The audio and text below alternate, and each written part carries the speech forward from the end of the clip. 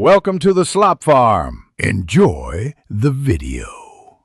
You start by verifying the exact adapter type and connector orientation so you don't force or misalign pins. Once that's clear, power down or set the device to a safe state to protect electronics. Make sure contact surfaces are clean. Compressed air or a lint-free swab removes dust. Now line up the keyed end, engage gently until you feel a light stop, and secure any locking collar. This prevents cross-threading and preserves signal integrity for the next steps. Once connected, route the cable to minimize stress on the joint.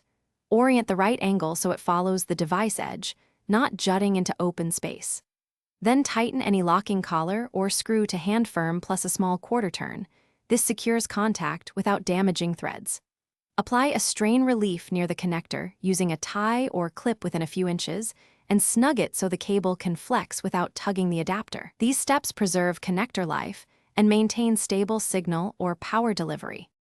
After routing, power the system and verify operation. Look for LEDs, meter readings, or expected device behavior to confirm the connection works. Once live, perform a gentle wiggle test at the adapter to check for intermittent contact. If everything stays steady, you're done. If you see dropouts or no response, make sure the connector is fully seated, then swap in a known good cable or adapter to isolate the fault. Key troubleshooting. Always inspect pins and contacts for bends or corrosion before replacing hardware. Thanks for watching. Consider subscribing if we helped you today.